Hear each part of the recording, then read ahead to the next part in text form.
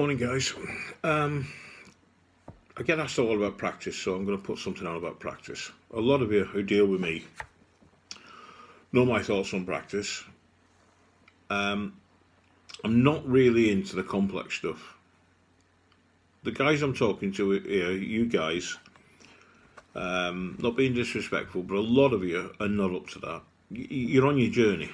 So what I need to do is we need to gear the practice to best suit you and the best improve you.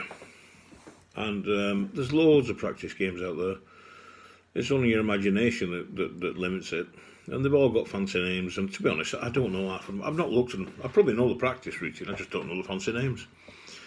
These are the things I like to do, though. The first thing is, all this going around the board in doubles, 1 to 20, is great. I've done it. I did it for years. But it's not going to help you guys at all. The majority of you. There's one or two of you, but the majority it won't. It's too complex. The first thing you need to do, and you know my theory on this, I want you all to go around the board. Big number, the big fat number, so the big part of the number, not the double, not the treble, not the skinny bit. Hit what you're aiming at. I've given you the biggest bit to hit, so it shouldn't be difficult. And you go 1 to 20. Simple as that. When you start in the morning, or whenever you start your practice routine, have a few darts, go round. A lot of you do it. I see your darts quite regular. But when I first told you to do that, I thought it was a bit too simple, really. But I thought, we'll start from the bottom. But I'm surprised, and I think some of you guys have actually told me you're surprised by it's not as easy as you think. Now, if you are not hitting 1 to 20 on the big fat number, regular, most of the time without missing, then how are you supposed to hit doubles going on the board or trebles? All it does, it causes you stress. It causes you to be inaccurate because you're striving for that little spot. I've not measured it, but what size is a treble compared to the big fat number? Top of my head, 15, 20 times the size, smaller. Well, if you can't hit the big bit, how are you going to hit the treble regular? Learn to throw your dart. What it causes bad technique. Your technique goes because you're striving for something. And then you get despondent and then your mindset goes. Do the simple bit. But what I'll do, the other thing I want to tell you, the start, that's a starter if you like, and another thing, if you throw it at the 20s, throw it at the big 20. Forget the trebles. I don't care what other people say. This is what I believe. You don't have to follow me. What I believe and what I'm getting results with you guys. If I'm dealing with the pros or semi-pros, obviously, we have different approaches.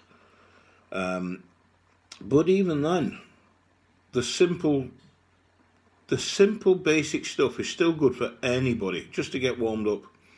Throw at the big 20s, and if you want to throw, that's great. Throw at the big 20s, throw at the middle of the big 20, and follow the first dart with a second and third. Don't try and alter it, follow it. So if it lands in the middle of the big 20, or just above the treble, wherever it lands, if it's in the 20, aim at the flight. Aim at that dart. If once you move your eye line slightly, for instance, you want to adjust slightly to the left or the right, it's a slight adjustment, but you're not just adjusting your eye line, it's your mind. You're adjusting your mind. And people are saying, I hit a lot of 26s, I hit a lot of 45s, 28s, whatever you want to, whichever way you want to go with them.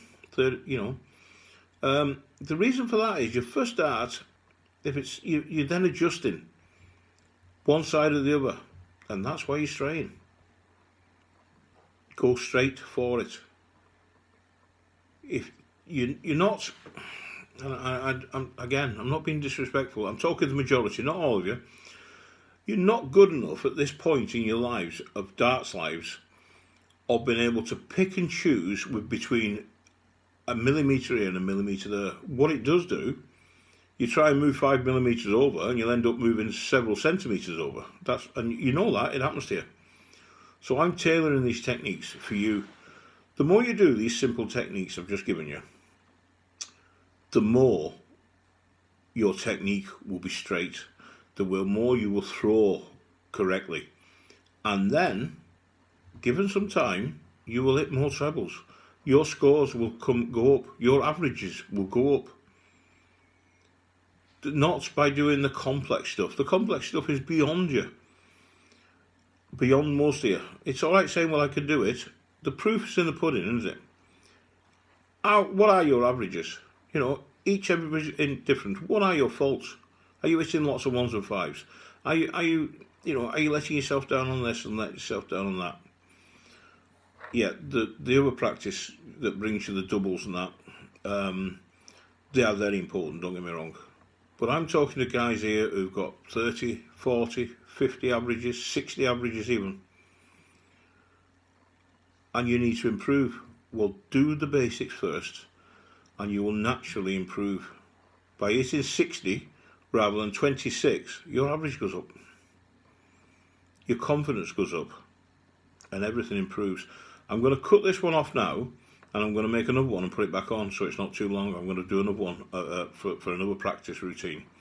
But have a think about that, guys. No disrespect in any of this, but I'm dealing with a lot of you at the moment, and you've all got different faults. Most of it's technical, faults, which I'm correcting for people. But board management is important. Striving for that treble at your level. If you can't hit the big fat number and it's, I don't know, Mr. This, what is it, 15, 20 times the size? How many times are you going to hit the treble? And that's why you're getting the 1s and the 5s afterwards. Think about it. I'll come back on with another one in a minute. Anyway, cheers, guys.